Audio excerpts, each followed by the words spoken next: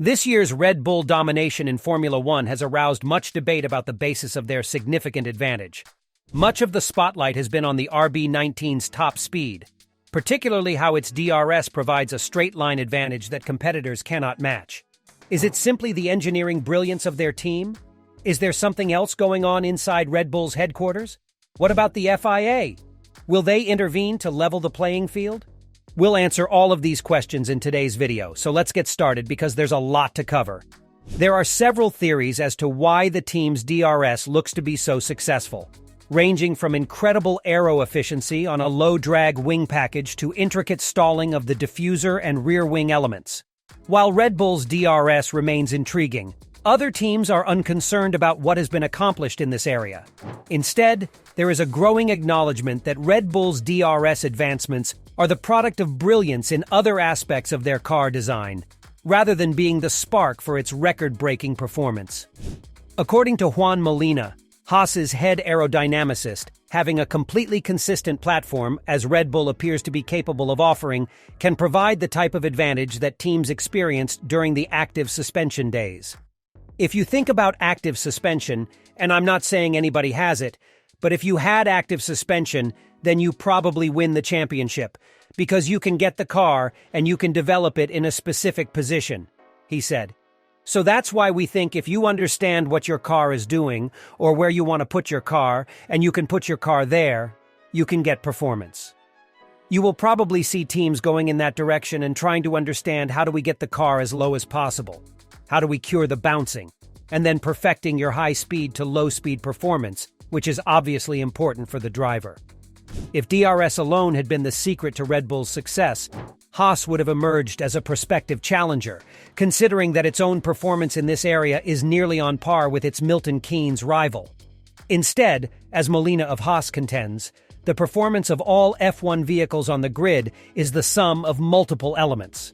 While bodywork and rear wing designs may appear to be the most important aspects in performance differences, the reality is that lap time is determined by the entire package.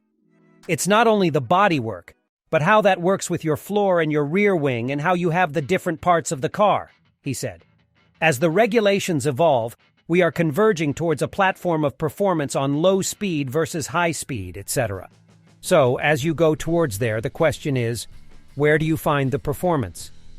That's where your platform, the link between your aerodynamics and where the car is on the ground, is important. So, if you look at Red Bull, you can see they know where that car is and where they want to put the car exactly all the time. And that's something that is becoming more important as the regulation evolves. Asked how difficult it was to achieve the perfect mechanical platform like Red Bull, Molina said, "Yeah, difficult. Last year our departments were still evolving, learning to talk to each other. This year we're much better." You can see it's not only about the aerodynamics, but how we link those departments together. What we develop in the tunnel, how it translates to what you see on track, how you set up the car. But yes, it's not easy. Otherwise everybody would be where Red Bull is.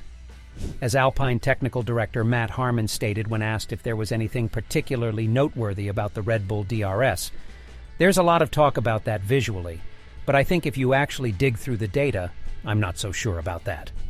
I think they're very quick in a straight line just generally, so from what we see, it is not something that we are looking to try and understand in great detail. The ability of the RB19 to hold its aero platform over a lap appears to be yielding advancements in allowing the car to provide constant downforce for the drivers, which is what Red Bull's competitors are focused on. The competition is keen to imitate Red Bull's anti-roll, anti-squat, and anti-dive traits after they figure out how Red Bull accomplishes it. We have some ideas," Harmon continued, when asked where he thought the Red Bull was so amazing. "There's some things we probably have no clue on because there's some things that we do they won't have either, but their ability to run their car the way they do is quite impressive. I think that's certainly an inspiration to us all. So that's where we're moving towards. The fact that rivals are far more interested in the Red Bull mechanical platform than its DRS explains why the RB19's rear wing isn't the deciding factor. That explains why Verstappen hasn't seen anything unusual with his DRS advantage. To be honest with you, I'm not really surprised," he said recently. "I think for us it's been pretty similar to also last year. I think our car, it's quite efficient on the straights.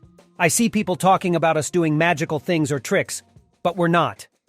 The race is now on to determine not only what Red Bull is doing, but also how it is doing it. Red Bull has produced one of the most versatile F1 vehicles in recent memory. Will anyone come close to matching their performances this season? Please share your ideas in the comments section below. The teams can, however, do more than just upgrade their own cars. They can also pressure the FIA and F1 management to intervene with the dominant team, just like we saw last year with the technical directive mid-season. But sadly for the competition, this has just strengthened Red Bull. So the teams are working behind the scenes to slow Red Bull down by digging around at the FIA and F1 management. However, so far, no changes have occurred. And as we've seen on Drive to Survive, the head of Formula One isn't frightened of a battle and sticks by his managerial style. However, he has recently taken the opportunity to address rumors of potential regulation changes. Domenicali's leadership is tested in the most current season of Drive to Survive during a meeting of team chiefs, including Mercedes' Toto Wolff and Red Bull's Christian Horner. The long-standing foes are feuding about new car design constraints, and as tempers escalate, Domenicali comes in to mediate. The debate with the sport's governing body, the Fédération Internationale de l'Automobile, will be handled properly, he told a gathering of team managers. Domenicali believes that knowing the team managers on a personal basis helped him tackle the problem at F1 headquarters in London. These kinds of things you learn how to deal with the more you see them happening and the more you understand the people. Every one of us is different, so you need to respect that.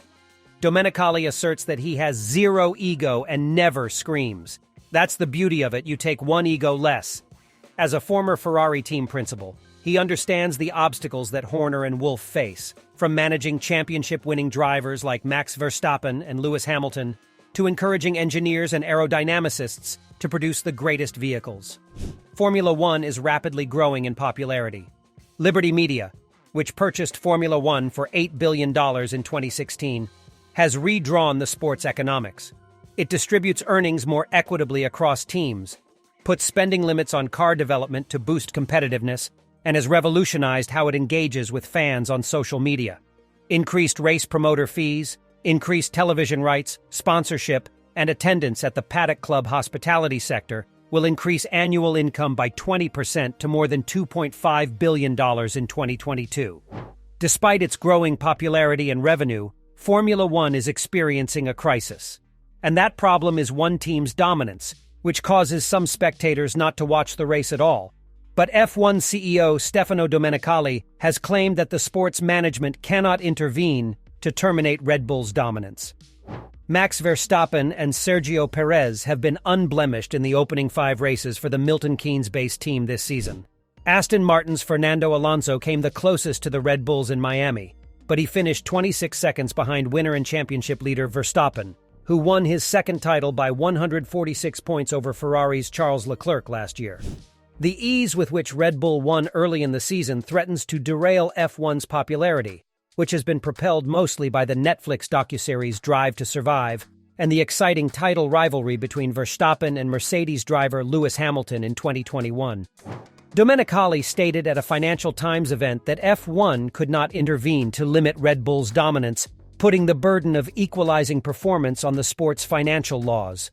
As a result, despite all efforts to encourage participation, the sport has suffered from a lack of excitement at the top of the grid.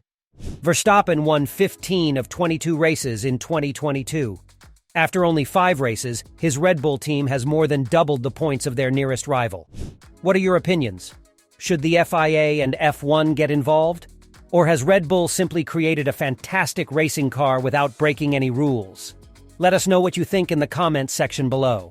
Thank you for watching today's video, and we'll see you next time.